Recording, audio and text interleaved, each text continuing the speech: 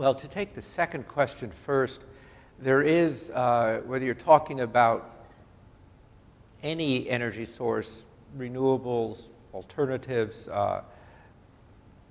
solar, there is an intense debate about the carbon intensity if you take the entire value chain in terms of construction and the materials that go into it. And I don't think there are definitive answers, but certainly many people have turned back to nuclear power and support it as seen it as a carbon-free form of electric generation, and say you can't really meet your carbon goals without it.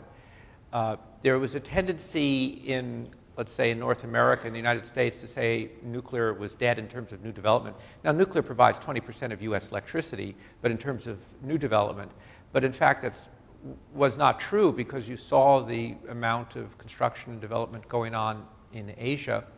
And I think that we're going to see, continuing agenda to develop new nuclear power in many parts of the world. We now see it in the Persian Gulf and the Arabian Gulf.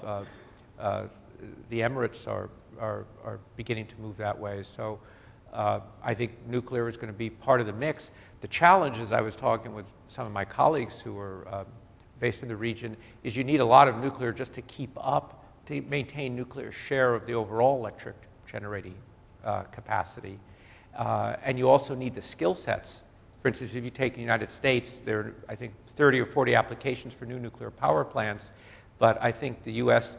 really can't develop nuclear power now without either working with Japan or France, because after 30 years we don't have the capacity in terms of industry and people. So there is a sort of supply chain issue that's also a constraint. What about the challenges down to public safety, the environment? I mean, we're all only too familiar of what happened at Chernobyl, 3 Mile Island. As a lot of developing economies rush to secure new sources of energy as their population demand increases, is there a concern that safety might be compromised? Well, I think there's always a question about that, and obviously it's something that has to be managed. I think that the vendor industry is focused on making plants more and more safe and operate more and more safely.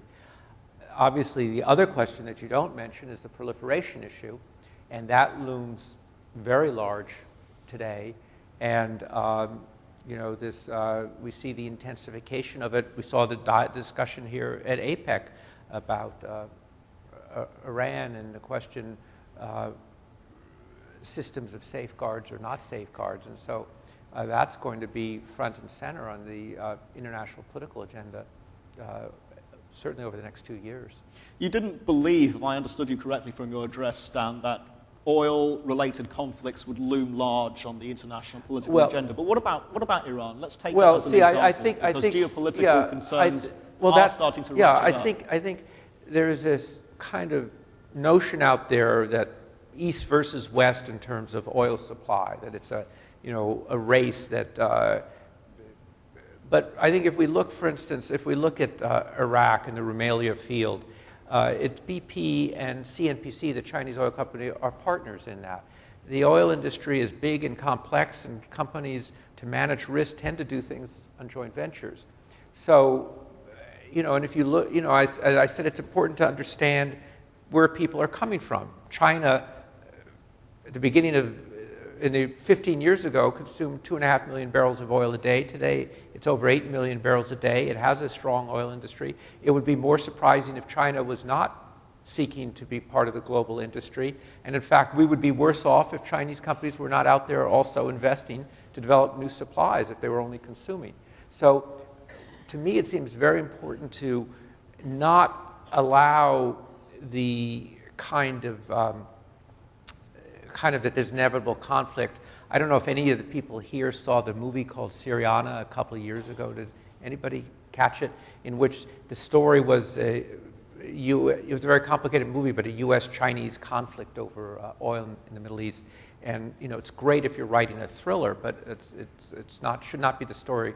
I'm sure the ladies in the audience watched it because George Clooney was in it. That's right. Does that ring a bell now out there, anybody? But I think it's where issues where there are other issues like Iran itself, where there's a foreign policy issue and there's an energy dimension, that's where you can run into trouble. Just before we go to the next question, I was wondering if we could do an interactive thing here and just have a show of hands on Copenhagen. And let me just put this question to the audience. Who here believes that we will see a worthy successor to Kyoto at the Copenhagen dialogue later on this December? Show of hands, please. Who believes that we will? Okay. There's a couple of optimistic people out there, thank you. And the other side, who doesn't believe that we will see a successor, a worthy successor to Kyoto at Copenhagen? Right. That's the majority of the audience. I would say that tends to be the majority. Right. What do you think, Dan? I mean, you said that we won't see a binding agreement, but it's part of a process. In practical terms, what I think it's like a trade round. It's like a Doha round. I think that's the way it's going to be. It's going to an ongoing dialogue. Yeah, I think that was probably a year too soon. The U.S. is still, bills passed the U.S. House. It's not passed the Senate, and at the same time, I think the Chinese are going to be. We heard President Hu Jintao's speech at the UN, moving on climate. But they don't want binding targets. They don't want other people. That's the carbon intensity program that Hu Jintao was talking about. Yeah, and it's just such a different,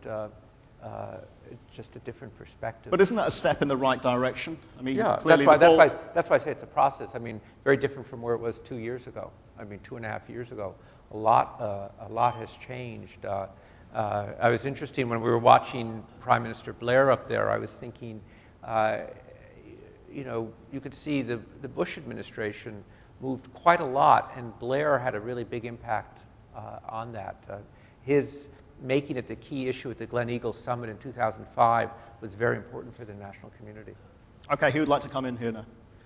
Yes, lady in the second row on my left.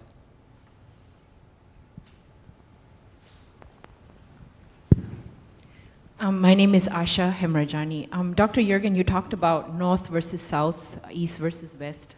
I would venture to ask about OPEC versus non-OPEC.